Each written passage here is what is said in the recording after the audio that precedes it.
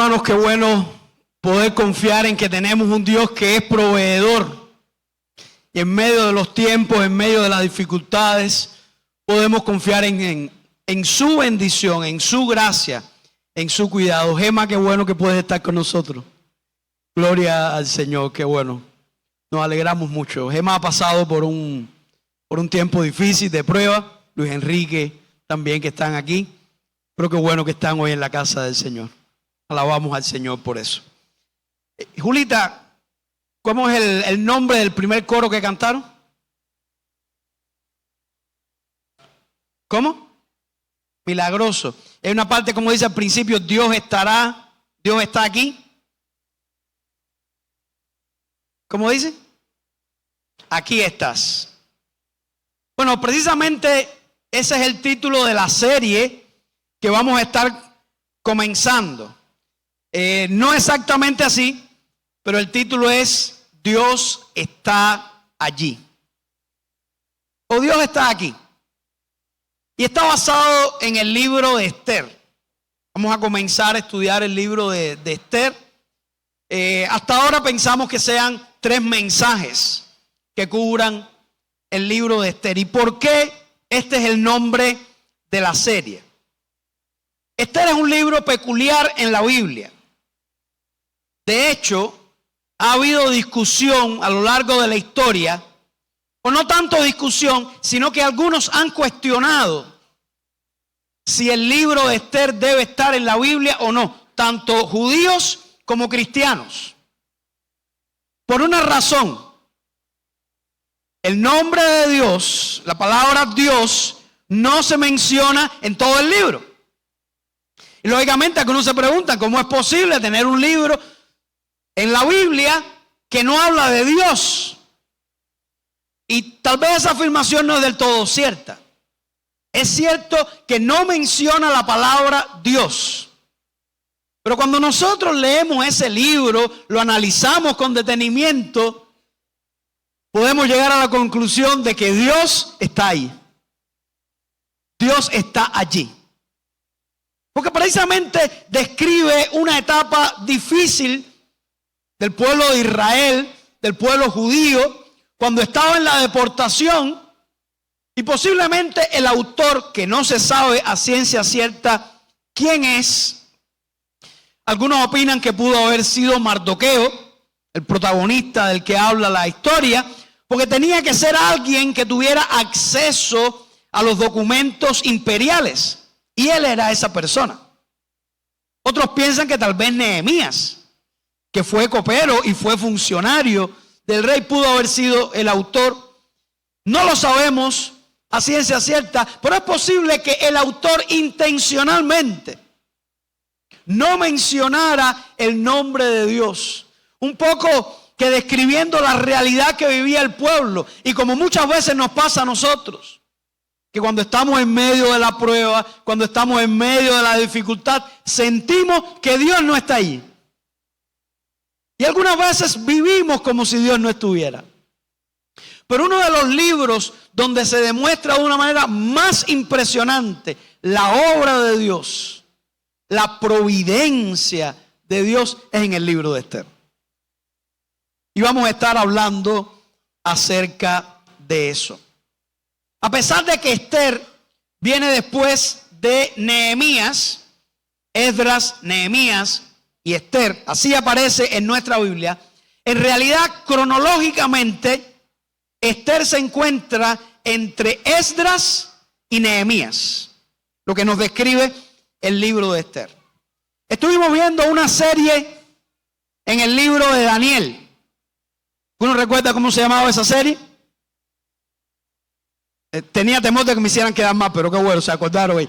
Fieles en Babilonia. Vimos a Daniel y a sus amigos en un contexto difícil cuando fueron deportados a Babilonia, pero cómo fueron fieles en medio de ese contexto hostil. Después que los persas, los medopersas, conquistan a los babilonios, vemos que Ciro establece un decreto que los judíos podían regresar a su tierra. Y eso es lo que vemos en el libro de Esdras. que titulamos esa serie? No, esa vino después. Nuevos comienzos, ahora sí. Porque bueno, el pastor Moisés sacó la cara ahí. Nuevos comienzos. Y vemos al pueblo ahora en la tierra, regresando, empezando de nuevo, reconstruyendo el templo. Y vimos a Nehemías. ¿Cómo se llamó esa serie? Grandes proyectos. Ahora sí. Ese gran proyecto de reconstruir el muro, pero también de completar la reconstrucción espiritual que ese pueblo necesitaba. Ahora, el libro de Esther nos cuenta qué pasó con los judíos que no regresaron, que se quedaron en medio del imperio medo-persa. O sea, casi que otro título que pudiera tener la serie es Fieles en Persia, fieles en Medo-Persia.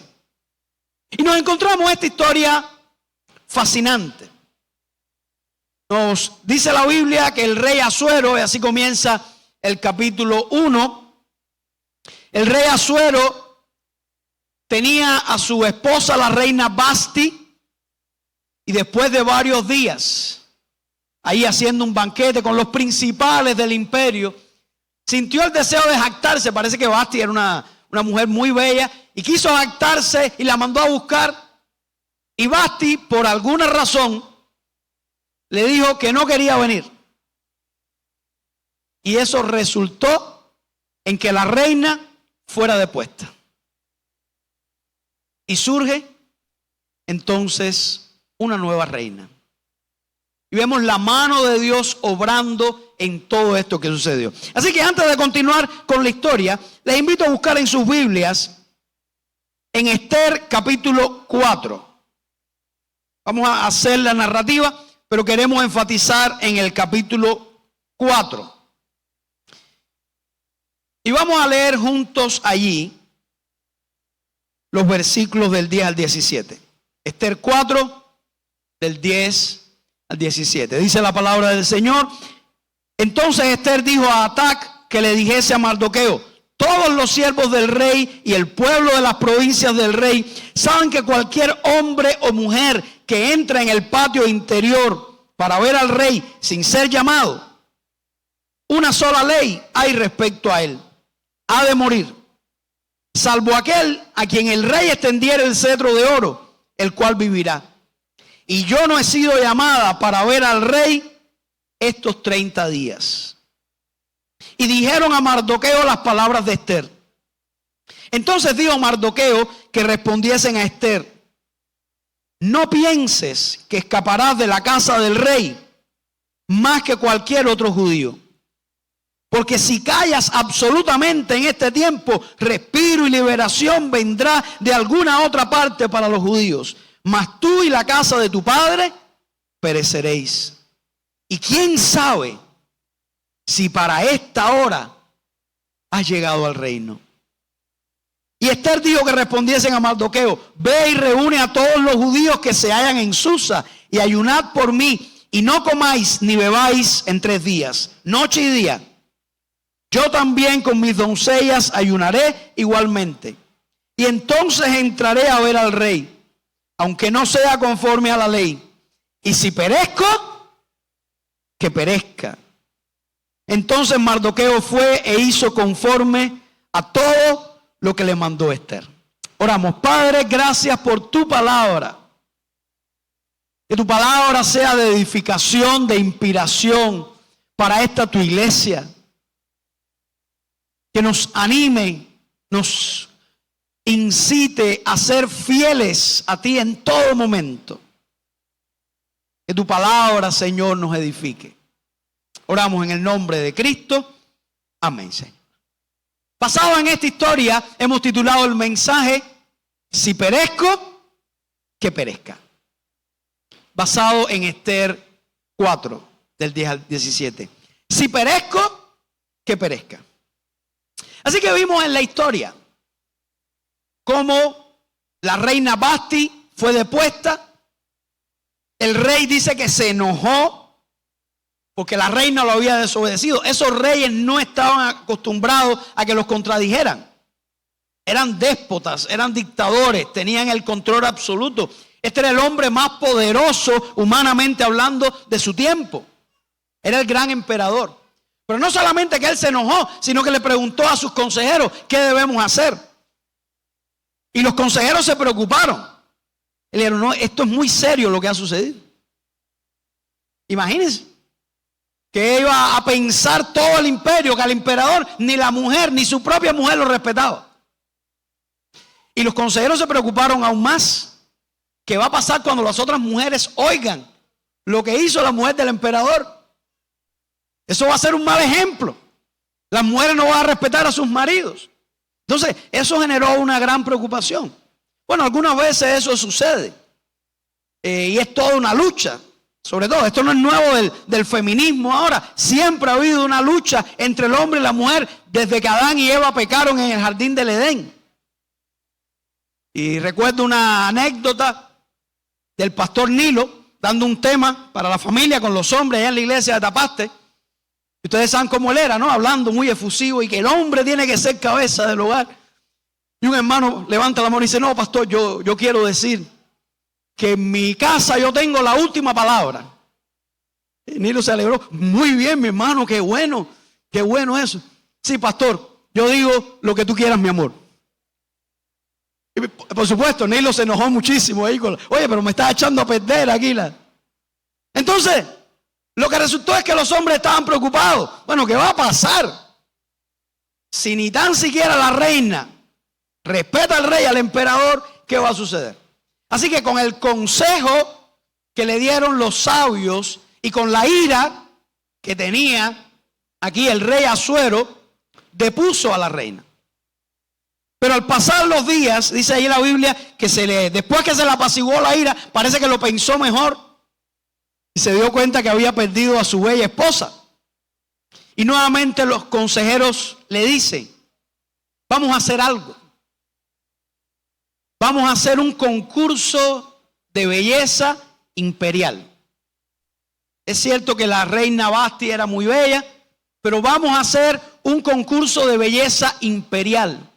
Y de todas las provincias, eran 127 provincias. Miren lo que dice el versículo 1, en días de Asuero, el Asuero que reinó desde la India hasta Etiopía. Y vamos a ver un mapa.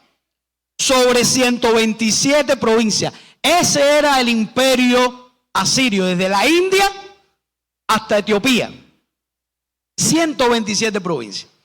Entonces iban a hacer un concurso donde, no le llaman así un concurso, no, pero prácticamente eso, era un Miss Imperio Medo-Persa.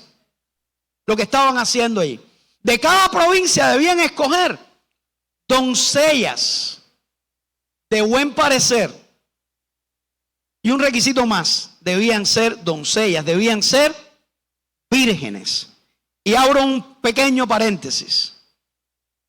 Para las jóvenes de nuestra iglesia, para las muchachitas, las jovencitas. La virginidad es algo muy importante. El mundo está diciendo que eso no es nada, que hay que disfrutar la vida, que eso es como un deporte. Pero la Biblia enseña, y en el plan de Dios, la virginidad es muy importante. Ese era un requisito imprescindible. Si la muchacha no era virgen, podía ser la más linda, ni tan siquiera iba a entrar en el concurso. ¿Por qué? Porque el rey quería una mujer virgen. Los reyes quieren mujeres vírgenes. Los hombres que valoran y respetan a su mujer anhelan y desean que su esposa sea virgen. Y quiero decirles algo a las jovencitas. No le des tu virginidad a un rey que no esté dispuesto a hacerte su reina. Dale la virginidad al hombre que esté dispuesto a hacer de ti la reina de su palacio. Y no estoy hablando de que tiene que ser un rey o que tiene que ser un presidente o que tiene que ser grande. Pero el rey de esa familia que te haga la reina de la familia. Muy importante ese detalle de la virginidad. Así que sacaron las mujeres bellas de todas las provincias, y entre ellas escogieron a una joven llamada Hadasa, que resultó ser de los hijos de Israel.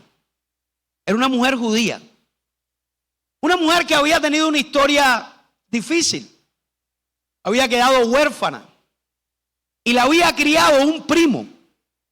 Parece que era un primo mayor. Algunas veces esas cosas suceden, ¿no? Por ejemplo, yo tengo un sobrino que es 7 meses más viejo que yo. Y es mi sobrino. Entonces, él es primo de mis hijos. Pudiera ser el padre de mis hijos, ¿no? Por cierto, que él me quiere muchísimo y siempre me dice tío. De todos mis sobrinos, el que más me dice tío. Y es así, grandísimo, y siempre es mayor que yo. Pero me dice tío. Pues parece que algo semejante sucedió. Y cuando Hadasa de niña perdió a sus padres, Mardoqueo la crió. Y esta muchachita, Hadasa, fue escogida, al parecer una mujer bellísima, casi tan bella como mi esposa Marisol. Y por eso la escogieron allí, la llevaron, pero lo que no sabían es que ella iba a ser la elegida. ¿Cuántas mujeres en ese imperio? Yo busqué aproximadamente, algunos hablan de 17 millones de personas. Para aquel tiempo eso era una cantidad considerable. Escogiendo entre las mujeres vírgenes, las más hermosas, la elegida fue Esther. De hecho, Hadasa, que después le cambiaron el nombre y le pusieron Esther, que en persa significa estrella. Dios la hizo una estrella. Ganó el concurso. Fue la Miss Imperio Medo-Persa. Llegó al palacio. El rey la amaba. Pero surgió un problema. Mardoqueo, que era su primo, al parecer era alguien que tenía acceso al palacio. Lo podemos ver en la historia. Vemos que tenía acceso a los documentos, incluso tenía documentos escritos en su mano. Incluso había escuchado lo que había sucedido dentro del palacio. Y resultó ser que el hombre de confianza del emperador era un hombre que se llamaba Amán. Y dice la Biblia que era Amán Agageo. Y eso nos suena a una alarma, porque hubo un rey de los hijos de Amalek, ahí en el tiempo del rey Saúl, que debían ser eliminados y que Saúl no quiso eliminar. Y ese rey se llamaba Agag. Y todo parece indicar que este Amán era un descendiente de ese rey. El rey exaltó a Amán, aquel agageo, y todo el mundo le rendía pleitesía, pero Mardoqueo no quiso rendirle pleitesía. Y cuando Amán supo que Mardoqueo era un judío, se propuso no solamente acabar con Amán, se propuso destruir a todo el pueblo judío. Mardoqueo le había aconsejado a su prima, a la cual él la había criado, que cuando llegara al palacio no dijera que ella era judía. Porque él sabía que hay algo en el mundo que es muy antiguo, que se llama el antisemitismo. Un odio y un rechazo a Israel, que muchas veces es inexplicable, humanamente inexplicable. Nosotros sabemos que hay varias razones. Y algunas de esas razones es que el pueblo de Israel, a pesar de su pecado, y que muchas veces ha sufrido como consecuencia de su pecado, ha sido un pueblo exitoso. Donde quiera que llegan, son una minoría exitosa. Donde quiera que llegan, prosperan. Llegan sin nada y llegan a hacer grandes fortunas. Parece que sucedió aquí en el imperio Medo-Persa también, porque parte de lo que hace Amán para convencer al rey Asuero de que destruya a los judíos, le dice: yo te voy a traer 10 talentos de plata si tú haces el decreto de destruir a los judíos. 10 talentos de plata eran 340 toneladas de plata.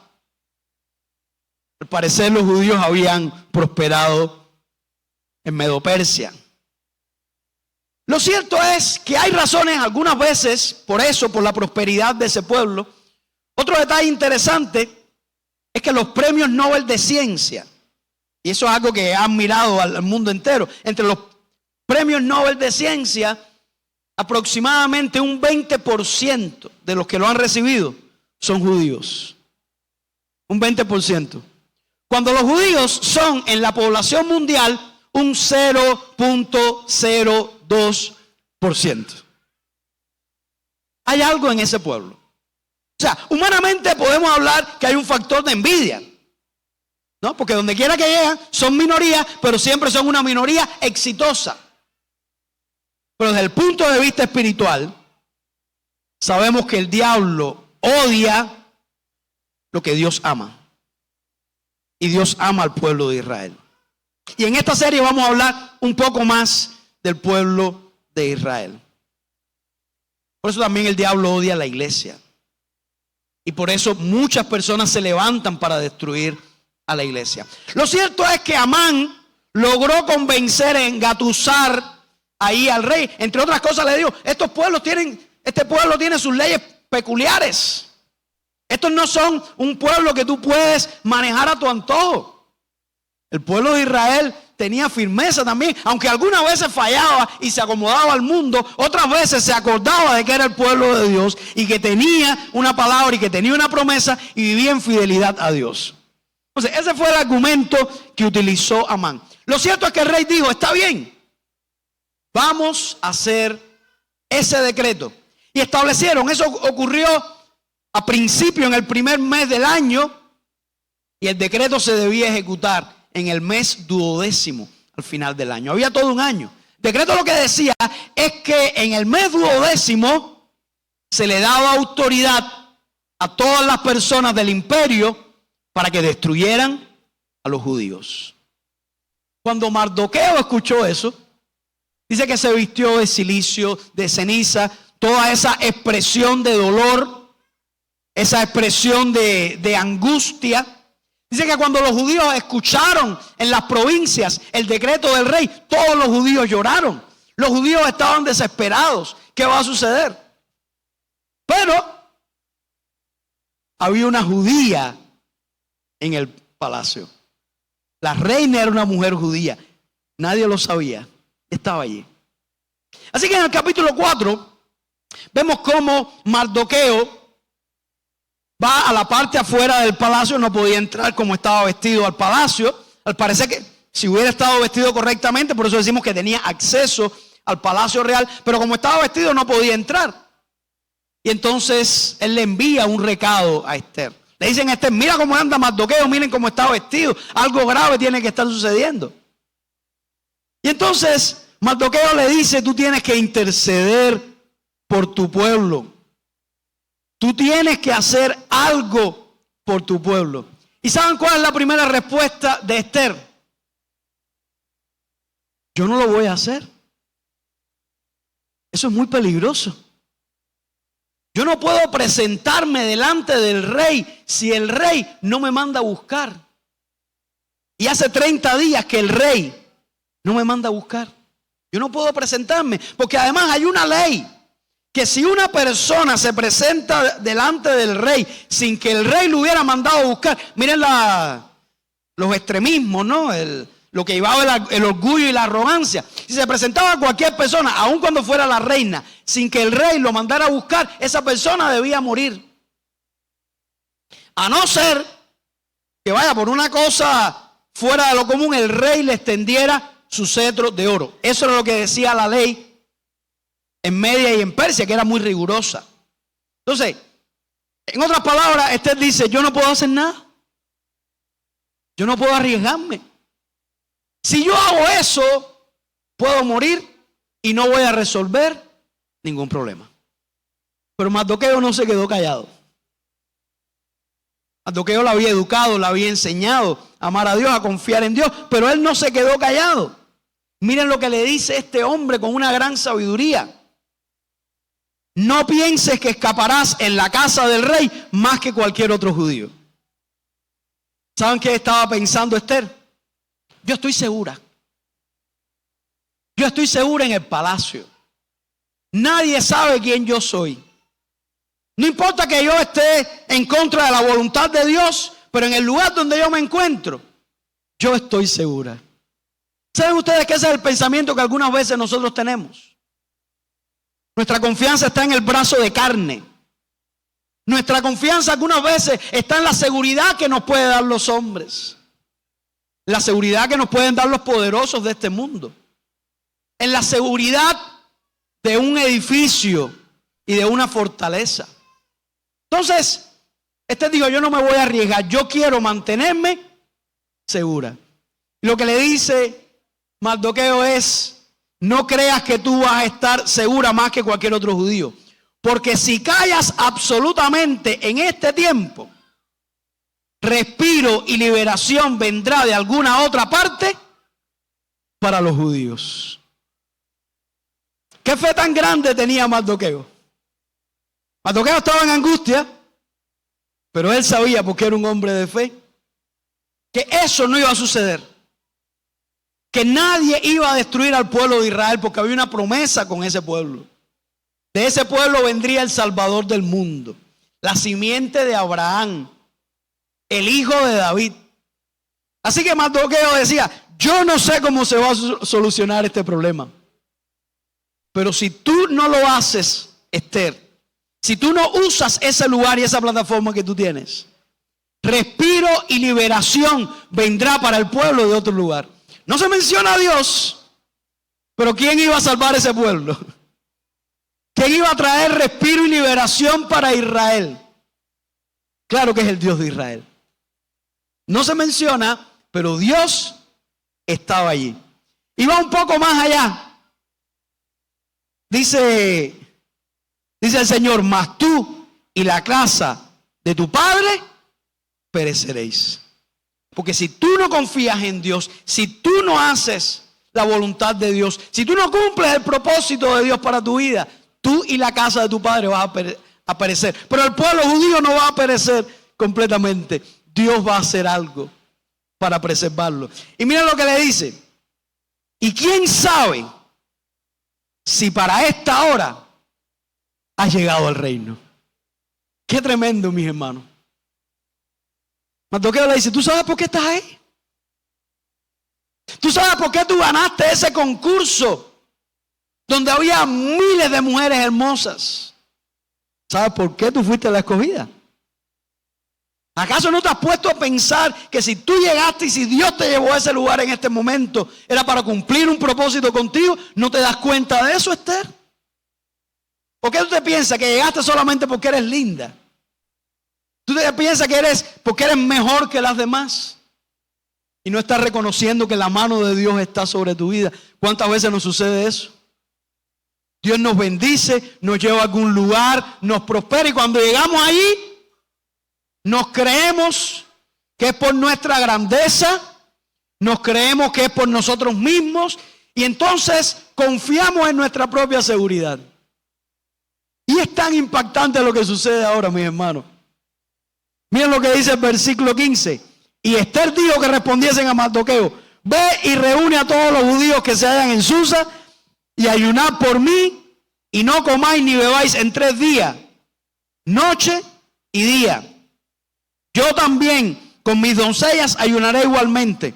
Y entonces entraré a ver al rey, aunque no sea conforme a la ley. ¿Para qué nosotros ayunamos? ¿Para qué el pueblo de Dios ayuna? Normalmente, ¿para qué el pueblo de Dios ayuna? Para clamar a Dios. No se menciona la oración. No se menciona a Dios. Pero claro que le está pidiendo Esther a Mardoqueo que intercedan por ella 3 días y noche. Que sus doncellas también iban a ayunar y clamar a Dios. Ella se dio cuenta. Yo estaba equivocada. Yo estaba confiando. Y entonces empieza a ver a Dios en su vida. Empieza a ver el propósito de Dios. Y ella dice, yo voy a ir a ver al rey, aunque no sea llamada. Y si perezco, que perezca.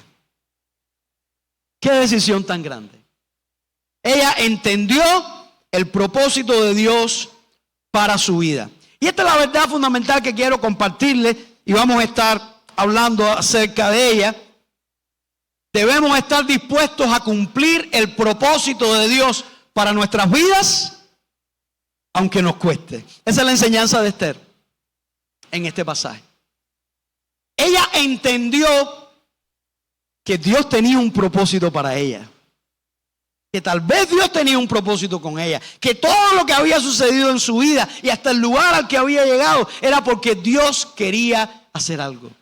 Y digo, y si Dios quiere hacer algo conmigo, si Dios quiere cumplir su propósito, voy a tomar el riesgo. Aún si tengo que perecer. Si perezco, que perezca. Y yo te pregunto, ¿ya sabes cuál es el propósito de Dios para tu vida? ¿Ya sabes para qué estás aquí en este mundo? ¿Ya sabes cómo Dios te quiere usar? ¿A dónde Dios te quiere llevar? ¿Dónde Dios te quiere poner? Algunas veces cuando empezamos a sentir que tenemos que hacer algo, o cuando hermanos nos dicen que debemos hacer algo, o cuando la iglesia había un llamamiento en nosotros, empezamos a temer. ¿Cómo yo voy a hacer eso? Si Dios te llama para ser pastor y salir de la iglesia. Si Dios te llama para ser un misionero. Si Dios te llama para cumplir una misión y tú dices, eso es muy difícil, eso es muy peligroso. Pero qué importante es saber que Dios tiene un propósito. Yo creo para todo ser humano. Y de manera especial, un propósito para sus hijos. Para la iglesia, para su pueblo. Si tú eres un cristiano, Dios tiene un propósito para ti. Dios tiene un llamado para ti. No sé cuántos escucharon el mensaje del pastor Moisés. Allí la segunda noche de la convención. Un mensaje poderoso que nos recordó eso. Tenemos un propósito. No somos un accidente. No somos un aborto de la naturaleza. Dios no se equivocó con nosotros. Dios quiere usarnos tal y como somos, con nuestras características, con nuestra apariencia física, con nuestro coeficiente intelectual, con las crisis que vivimos en el pasado, con nuestra historia. Dios no se equivoca. Algunas veces pensamos en eso, Dios se equivocó conmigo. Dios no se equivoca. Yo recuerdo cuando era muchacho, adolescente, allá en Santa Clara había una cosa, yo no sé si por aquí a La Habana llegó esto también o a otros lugares.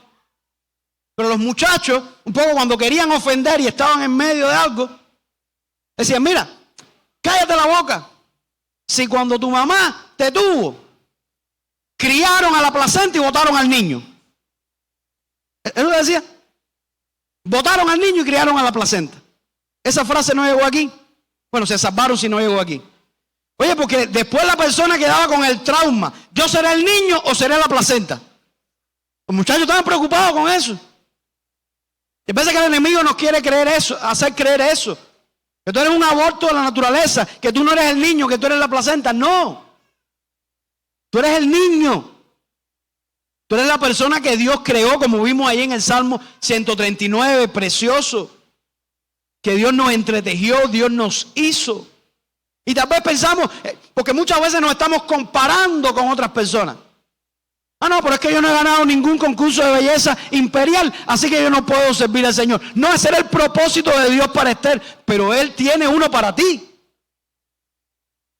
Que quizás no sea ese, muy posiblemente no sea ese, pero Dios quiere hacer algo con tu vida.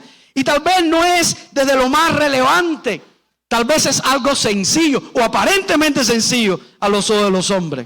Hay cosas que parecen sencillas, pero que tienen un impacto eterno. Veces que Dios quiere usarte para ganar a una persona. Y esa persona que tú ganas, después puede ser un evangelista, puede ser un pastor, puede ser un líder, puede ser una persona que haga una obra enorme, pero tú fuiste el que le hablaste de Cristo, o tú fuiste el que lo discipulaste. O tú fuiste el que lo animaste. Y Dios tenía un propósito para ti. Es tan precioso cuando Jesús está siendo interrogado por Pilato. Y Pilato empieza a cuestionarlo. Tú eres rey, ¿quién tú eres? ¿Qué? Le dice Jesús en Juan 18:37. Yo para esto he nacido. Y para esto he venido al mundo, para dar testimonio de la verdad. Jesucristo sabía y no se dejaba intimidar por Pilato ni por nadie. Porque él estaba convencido. ¿Para qué él había nacido? ¿Para qué él había venido a este mundo? Y yo te pregunto, ¿ya tú sabes para qué viniste a este mundo? ¿Para qué naciste? ¿Qué propósito Dios quiere cumplir en tu vida de una manera especial? Hay un libro que les recomiendo, los que no lo hayan leído, es un libro que tienen que leer. Es un devocional de 40 días que se llama Una vida con propósito. Creo que Wilfred lo tenía en digital. Se puede poner en el grupo de la iglesia. Una vida con propósito. Qué bueno que nosotros podamos pensar y meditar en eso. Dios tiene un propósito conmigo. Y puedes orar y preguntarle, Señor, ¿qué tú quieres hacer conmigo? Tal vez puede ser un mega propósito. Tal vez puede ser un momento puntual como el caso de Esther. Pero déjenme decirle, cada día Dios tiene un propósito con nuestra vida. Qué bueno que nosotros podamos decir, Señor, cumple tu propósito en mí. Ayúdame a ser obediente. Ayúdame para que el temor, para que los peligros de este mundo, para que las voces que estoy escuchando de afuera no me priven de hacer tu voluntad, de hacer lo que tú quieres. El propósito de Dios nunca será personas que tienen confundido el propósito. No es que no lo sepan, es que lo tienen confundido. Hay personas que piensan que el propósito de sus vidas es ser hermosos. Aquí vemos que Esther era una mujer hermosa, pero ese no era el propósito de su vida. El propósito de su vida era salvar al pueblo de Israel y ser un instrumento. Pero hay personas que creen que el propósito de su vida es ser hermoso y se esfuerzan por eso. Mujeres y hombres también. Y hay una preocupación extrema. Ese no es el propósito. Muchas veces los cubanos, con la realidad que vivimos, nos parece que el propósito de nuestra vida es poder desayunar, almorzar y comer. Y vivimos como que ese es el centro. Y por supuesto que son necesidades básicas, tenemos que satisfacerlas. Y eso es importante en la vida. Pero nosotros no podemos vivir para desayunar, almorzar y comer. Tenemos que tener un propósito más grande. Algunos piensan que el propósito de su vida es ser famosos. Y están buscando ser famosos a cualquier costo. Hay otros que piensan que el propósito de su vida es acumular riquezas. Y como dijo Jesús, la abundancia, la vida del hombre no consiste en la abundancia de los bienes que posee. Hay otros que tienen que su propósito es tener conocimiento y quieren tener mucho conocimiento. Como dice la Biblia, el conocimiento envanece, pero el amor edifica. Todas estas cosas pueden ser buenas, pero tienen un propósito que va más allá. ¿Qué es lo más importante para nosotros? Hay un texto que me gusta mucho en Jeremías 9, del 23 al 24. Dijo Jeremías, así dijo Jehová. No se alabe el sabio en su sabiduría, ni en su valentía se alabe el valiente, ni el rico se alabe en sus riquezas. Y pudiéramos añadir, ni el que se cree bonito en su belleza. Iba a decir bonitura, pero no, en su belleza. Mas alábese en esto el que se hubiere de alabar, en entenderme y conocerme, que yo soy Jehová, que hago misericordia, juicio y justicia en la tierra, porque estas cosas quiero. Qué bueno que nosotros podamos entender eso, conocer al Señor, lo que Él quiere, la justicia que Él quiere hacer, la misericordia, el juicio, entender esa verdad, esas verdades y vivir en consecuencia, cumplir el propósito de Dios para nuestras vidas. No es una tragedia perecer. La gran preocupación de Esther, no, ¿y si perezco?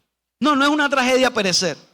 Porque si Cristo no viene antes, todos, más tarde o más temprano, vamos a perecer físicamente en este mundo. Perecer no es una tragedia, es una realidad de la vida. Si Cristo no viene antes, vamos a pasar por ahí. Si Cristo viene, La generación que estemos vivos, yo me incluyo en esa generación, la generación que estemos vivos, no vamos a pasar por la experiencia de la muerte física. Pero si no, todos vamos a pasar por ahí. Así que no es una tragedia perecer físicamente, morir físicamente. ¿Saben qué cosa es una tragedia? Vivir en este mundo y no cumplir el propósito que Dios tiene con nosotros. No tener esa bendición, no tener esa gracia. Tal vez el propósito de Dios, como decíamos, es que le hables a una persona. Aquí tenemos a la reina Esther, que fue una persona importante, famosa, influyente. Pero la Biblia también nos habla, por ejemplo, de una jovencita que no sabemos ni el nombre, porque la Biblia no nos da ni el nombre. Que dice también que pasó por una tragedia en su vida. Los sirios la tomaron de Israel, vivía ahí al norte de Israel. La tomaron y la llevaron cautiva a Siria y terminó siendo una esclava, una criada en la casa de Naamán el sirio.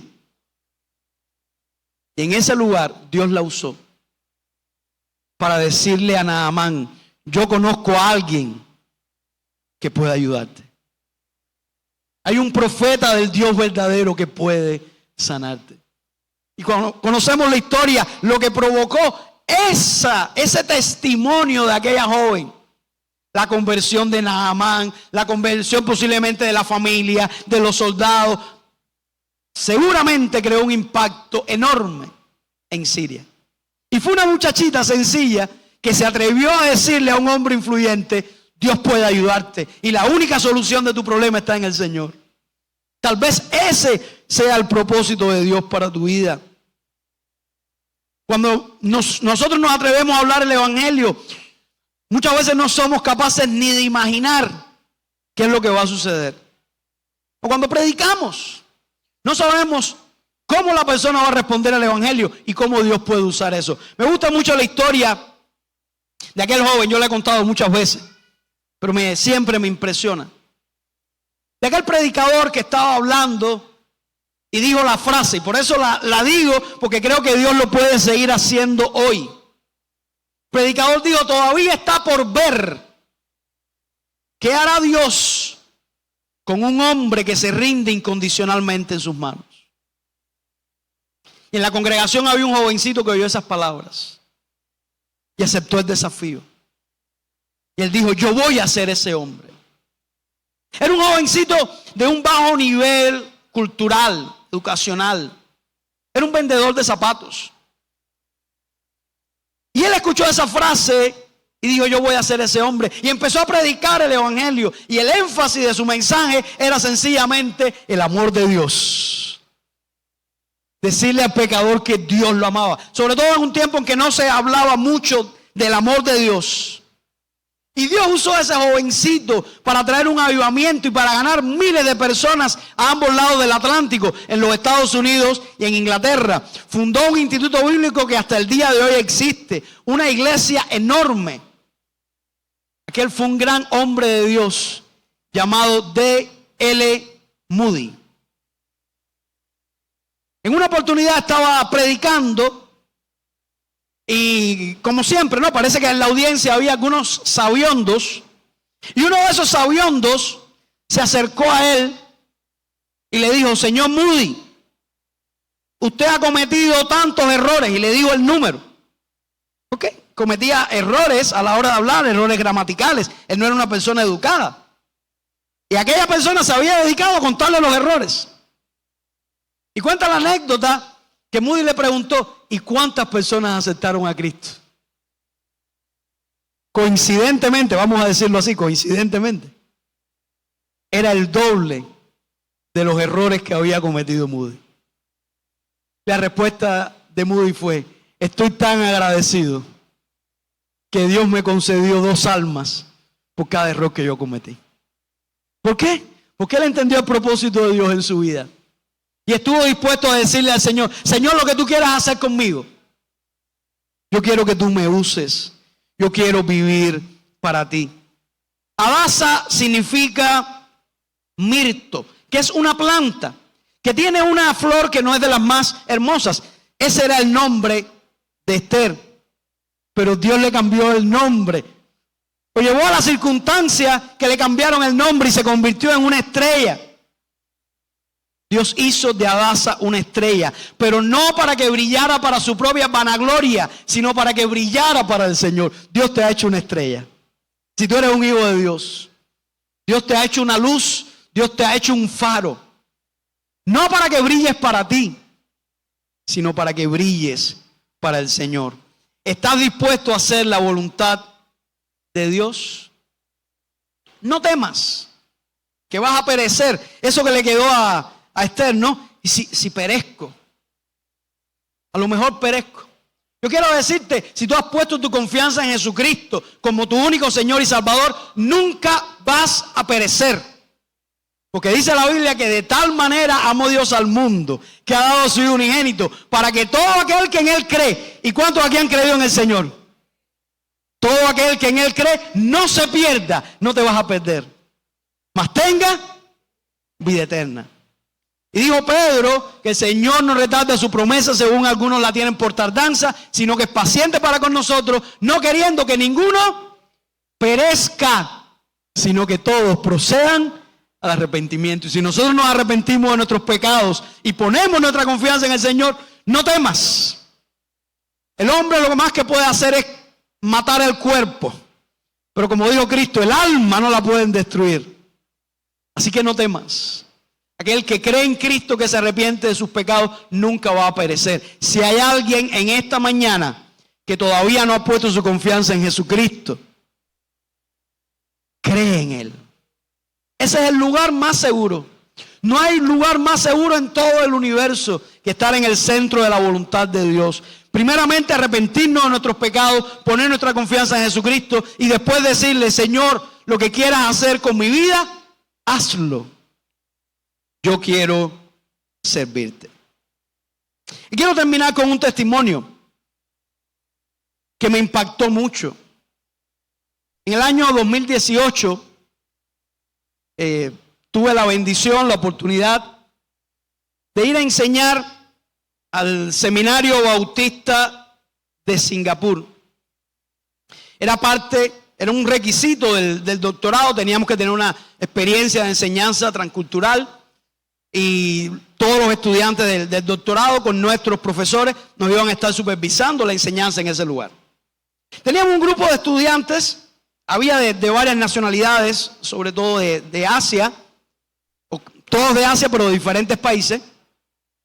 Y alguien, en algún momento que terminamos las clases, uno de los estudiantes nos dice a los profesores que estábamos allí: ustedes saben, esta muchacha que está en el grupo, ¿saben quién es? Por supuesto, no sabíamos, ¿no? Ella es Charity Lu. Menos todavía, ¿no? ¿Quién es Charity Lu? Entonces nos hablaron algo y después nos dijeron: busquen en el internet. Resulta ser que es una muchacha cristiana, también con una historia muy interesante. Ella era de Myanmar, de una etnia pequeña, de personas pobres. De niña, sus padres fueron a Singapur a trabajar. El padre era ingeniero, la madre enfermera. Y ella fue criada hasta los 12 años por su abuela y sus tías. Pero era una joven cristiana. A los 12 años se reunió con sus padres en Singapur y llegó a tener la nacionalidad. Y como muchas veces las niñas, ella siempre soñó si ganaba un concurso de belleza. Pero lo veía como un imposible. Al parecer, según los cánones de belleza asiáticos, ella podía competir, pero había una dificultad. Y es que en esos concursos, parte de lo que tenían que hacer era modelar en ropa de baño, caminar en ropa de baño, caminar en bikini. Y ella dijo: yo no voy a hacer eso. Esa muchacha era maestra de escuela dominical y era líder de jóvenes. Y ella dijo: para mí eso no lo... Pero en el 2015 hicieron una excepción en 63 años en ese concurso. Y dijeron: este año no hay que modelar en ropa de baño, no hay que modelar en bikini. Y ella dijo: voy a hacerlo. Voy a insertarme en el concurso. Y ese año, esa joven, vamos a ver la siguiente diapositiva, Es la joven que está en el centro. Ganó el concurso de belleza de Singapur. Se convirtió el primer lugar en Miss Singapur 2015. Pero ¿saben qué es lo interesante? Después que ella gana ese concurso, ustedes saben cuántas posibilidades, humanamente hablando, había para esa joven. En el mundo del modelaje, en el mundo de la actuación, porque además es traductora, domina idiomas. ¿Cuántas cosas podía hacer? ¿Saben qué hizo Charity Lu? Dejó todo ese mundo y fue al seminario porque quería dedicar su vida a servir al Señor. A enseñar la palabra de Dios, a trabajar con jóvenes, a predicar. Ella entendió que lo más importante en su vida no era la belleza física. Lo más importante en su vida no era la fama, sino darle la gloria al Señor. Y lo hizo.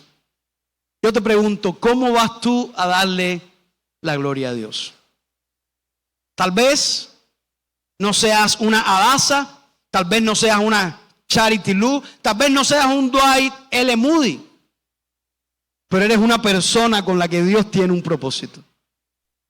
Y mi llamado es que nosotros podamos tener la misma disposición que tuvo Esther.